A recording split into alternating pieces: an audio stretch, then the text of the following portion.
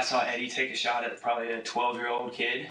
This morning, tapes never before seen in public. Members of Navy SEAL Team 7 speaking on camera with military investigators in the spring of 2018 about their platoon leader, Eddie Gallagher. The guy got crazier and crazier. The video's part of a trove of information obtained exclusively by The Weekly. You can tell he was perfectly okay with killing anybody. One after another, the platoon members come in and they paint a picture of a platoon leader who has gone totally rogue. They say that he was killing people just to kill them, men, women, children, it didn't matter. The guy was toxic. We can't let this continue. The Times reviewed hundreds of text messages they say were sent by Gallagher, disparaging the SEALs who reported him. He is repeatedly reaching out to other SEALs, telling them about this investigation and how angry he is. And he wants to spread the names of his accusers to make sure people know, in the hopes that they will be blacklisted by other SEALs. Helmet camera video obtained by The Weekly, never seen outside of a courtroom, shows the ISIS fighter prosecutors accused Gallagher of murdering. Gallagher is seen with a medic bag pushing him, and then the camera goes black. It's not clear why. You say he stabbed him one time, multiple times. In 2018, SEAL team member Corey Scott told investigators he saw Gallagher stab the ISIS fighter multiple times. It was probably 2 or 3 times. Okay. It was just like a stab about right here, just in a few times.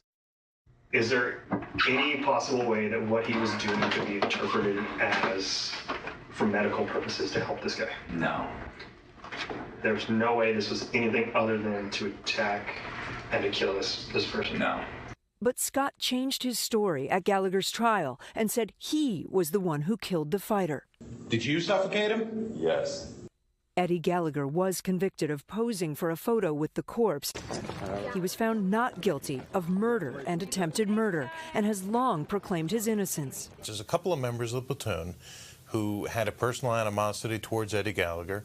They didn't perform well in combat. They were afraid of being called out for being cowards. They made up a story, and they went with it. Overnight, Gallagher's attorney calling their accounts unsupported and fake. If there was a problem with Chief Gallagher's mental state, they would have examined him. They would have found that, but there's none.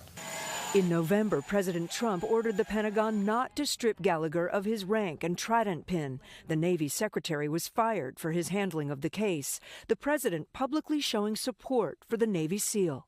He was a great fighter. He was one of the ultimate fighters. Tough guy.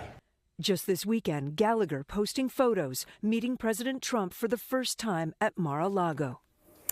The Navy SEALs and an attorney for Corey Scott are not commenting. NBC News has not spoken with any of the individual SEALs shown in those taped interviews, but the New York Times has reached out to every one of them. They all declined to comment in print and on camera. Gallagher's lawyer tells us that he plans to file a lawsuit, guys, against The Weekly and against the reporter. And Kate, you mentioned that the New York Times reviewed text messages that had been sent by Gallagher, but those weren't the only ones, right? Right. They also looked at group text messages that were sent between the SEALs who you just saw, who reported Gallagher. One of them saying, "We are going to answer to a higher power someday, and everything happens for a reason. Not compromising our integrity and keeping right on our side is all we can do." Gallagher's attorney says those text messages between those guys show that they were coordinating their stories.